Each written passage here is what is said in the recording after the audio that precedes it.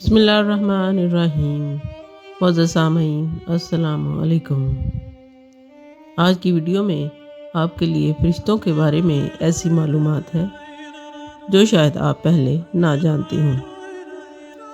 میرے چینل کو سبسکرائب کر لیں تاکہ میں آپ کے لیے مزید معلومات لے کر آ سکوں۔ فرشتوں کو دیکھنا کسی انسان کے لیے ممکن نہیں ہے۔ یہ اللہ تعالیٰ کی ایک نورانی مخلوق ہے۔ ان کو دیکھنا صرف انبیاء علیہ السلام کے لیے ہی ممکن تھا۔ اللہ تعالیٰ کی یہ مخلوق ہمارے ارد گرد مختلف کاموں میں مصروف عمل ہے، لیکن ہم انہیں دیکھ نہیں سکتے۔ یہ اگر انسان کی شکل میں ہمارے سامنے آ بھی جاتے ہیں تب بھی ہم یہ نہیں کہہ سکتے کہ یہ فرشتے ہیں، کیونکہ ہمیں اس بات کا علم نہیں ہے۔ فرشتوں میں بہت بڑے بڑے فرشتے بھی ہیں اور چھوٹے بھی۔ اسی طرح ان میں سے بعض کے 2 پر ہیں اور بعض کے 600 پر بھی ہیں۔ قرآن کریم میں اللہ تعالیٰ کا ارشاد ہے کہ اللہ تعالیٰ ہی کے لیے تمام تعریفیں ہیں، جو زمین و آسمان کو پیدا کرنے والا ہے اور 2 3 اور 4 پروں والے فرشتوں کو اپنا قاصد بنانے والا ہے۔ بعض روایات کے مطابق حضرت جبرائیل علیہ السلام کے 600 پر دیکھے گئے ہیں۔ آسمان کو گھیر رکھا تھا اور ان سے مختلف رنگ کے قیمتی موتی بکھر رہے تھے۔ فرشتوں کی قد و قامت، وہ فرشتے جنہوں نے عرش کو اٹھا رکھا ہے، ان کے بارے میں نبی کریم صلی اللہ علیہ وآلہ وسلم کا ارشاد پاک ہے، مجھے ان میں سے ایک فرشتے کا قد و قامت بیان کرنے کی اجازت ملی ہے، اور اس کا وجود اتنا بڑا ہے کہ اس بات کا اندازہ اس سے لگایا جا سکتا ہے کہ اس کے کان کی لو سے کندھے تک کا درمیانی حصہ اتنا لمبا ہے جیسے کہ 700 سال کی مسافت۔ ایک دوسری حدیث میں بھی سیدنا انس رضی اللہ عنہ سے مروی ہے کہ حضور نبی کریم صلی اللہ علیہ وآلہ وسلم نے ارشاد فرمایا کہ عرش کو اٹھانے والے فرشتوں میں سے ایک فرشتے کے بارے میں مجھے یہ بتانے کی اجازت ملی ہے کہ اس کے پاؤں سب سے نچلی 7ویں زمین میں ہیں اور اس کے کندھوں اور دونوں کانوں کے درمیان اتنی دوری ہے کہ ایک پرندے کو 700 سال کی پرواز لگے گی۔ وہ کہتا ہے کہ یا اللہ، تو پاک ہے، جہاں بھی ہے اور جہاں بھی ہو۔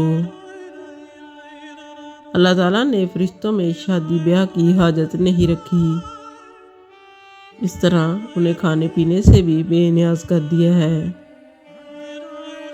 قرآن مجید میں ہے کہ جب فرشتے حضرت ابراہیم علیہ السلام کی خدمت میں حاضر ہوئے تو آپ علیہ السلام ان کے لیے گوشت لے کر حاضر ہوئے، مگر انہوں نے گوشت کھانے سے منع کر دیا۔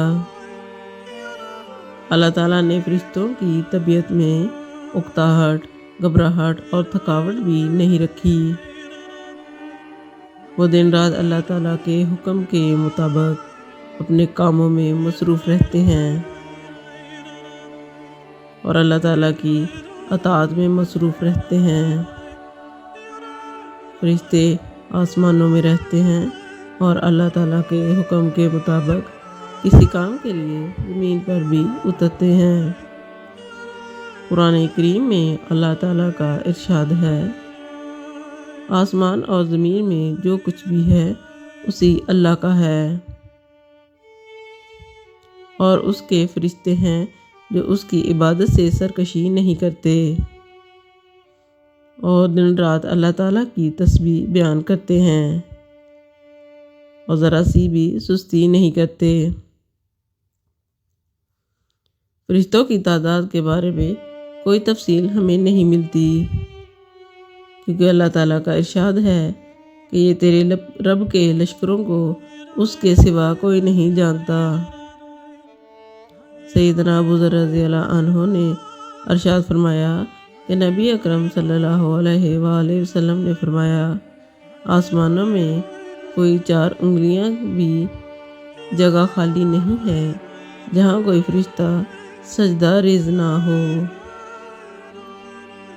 فرشتوں کی تعداد انسانوں اور جنوں سے بھی زیادہ ہے۔ فرشتوں کو اللہ تعالیٰ نے بغیر ماں باپ کے پیدا کیا ہے۔ فرشتوں کو جب سے اللہ تعالیٰ نے پیدا کیا ہے وہ تب سے زندہ ہیں اور قیامت تک زندہ رہیں گے، جبکہ انسان کو اللہ تعالیٰ نے ماں باپ سے پیدا کیا ہے۔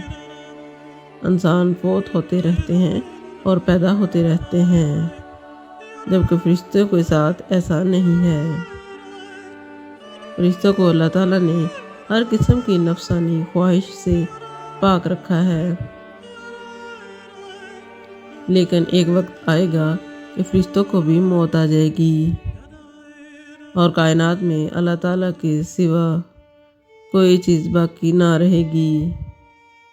قرآن مجید میں اس کا ذکر کچھ اس طرح آیا ہے کہ زمین میں جو کچھ ہے سب فنا ہونے والا ہے، صرف تیرے رب کی ذات جو عظمت اور عزت والی ہے باقی رہ جائے گی۔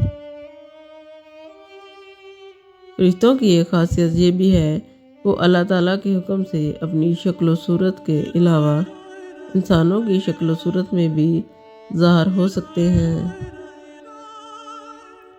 انسانوں کے علاوہ کسی اور ذی روح کی شکل و شباہت کا اختیار کرنا فرشتوں کے پاس ہے یا نہیں، قرآن و سنت سے اس کی کوئی وضاحت نہیں ملتی۔ البتہ ان کا انسانی شکل اختیار کرنے کے بارے میں کئی واقعات ملتے ہیں، اسی سے پتہ چلتا ہے وہ انسانی شکل اختیار کر سکتے ہیں۔ حضرت ابراہیم علیہ السلام کے پاس جب فرشتے انسانی شکل میں حاضر ہوئے تو حضرت ابراہیم علیہ السلام فرشتوں کو پہچان نہ سکے اور آپ ان کے لیے کھانے کا انتظام کر لائے۔ پھر ان کے بتانے پر آپ کو پتہ چلا کہ یہ انسان نہیں ہیں، فرشتے ہیں۔ حضرت مریم علیہ السلام کے پاس بھی حضرت جبرائیل علیہ السلام انسانی شکل میں حاضر ہوتے تھے۔ حضرت محمد صلی اللہ علیہ وآلہ وسلم کی خدمت میں بھی فرشتے حضرت محمد صلی اللہ علیہ وآلہ وسلم کی خدمت میں بھی حضرت جبرائیل علیہ السلام سوائے 2 دفعہ کے ہر دفعہ انسانی شکل میں آئے۔ اللہ تعالیٰ نے فرشتوں کو ایک طاقتور مخلوق بنایا ہے۔ حضرت محمد صلی اللہ علیہ وآلہ وسلم جب طائف تشریف لے گئے اور وہاں کے لوگوں کو اسلام کی دعوت دی، انہوں نے پتھر برسا کر نبی کریم صلی اللہ علیہ وآلہ وسلم کو لہو لہان کر دیا تھا۔ تب حضرت جبرائیل علیہ السلام زمین پر تشریف لائے اور فرمایا کہ اللہ تعالیٰ اس قوم کی باتیں جو وہ آپ کے خلاف کر رہے ہیں سن چکا ہے، اور انہوں نے جو قدم اٹھایا ہے وہ بھی دیکھ چکا ہے۔ آپ کے پاس اللہ تعالیٰ نے پہاڑوں کا فرشتہ بھیجا ہے، آپ اس فرشتے کو جو بھی حکم دیں وہ اس کے مطابق کرے گا۔ پھر اس کے بعد پہاڑوں کا فرشتہ مخاطب ہوا، اس نے نبی کریم صلی اللہ علیہ وآلہ وسلم کو سلام کیا اور عرض کیا، اے اللہ کے رسول، آپ جو حکم دیں میں وہ کروں گا۔ اگر آپ حکم دیں تو میں دونوں طرف کے پہاڑوں کو ملا دوں۔ مگر اللہ تعالیٰ کے نبی نے ان کے لیے ہدایت کی دعا کی۔ فرشتے اللہ تعالیٰ کی نورانی مخلوق ہیں، لیکن ان کو بھی موت آئے گی۔ قرآن پاک میں اللہ تعالیٰ کا ارشاد ہے کہ ہر نفس نے موت کا مزہ چکھنا ہے۔ اللہ تعالیٰ کے حکم سے ہر نفس نے ایک دن ختم ہو جانا ہے، خواہ وہ انسان ہو، جن ہو یا فرشتے۔ اللہ تعالیٰ کی ذات ہی باقی رہنے والی ہے۔ اللہ تعالیٰ ہم سب کو ہدایت پر خاتمہ کرے، آمین۔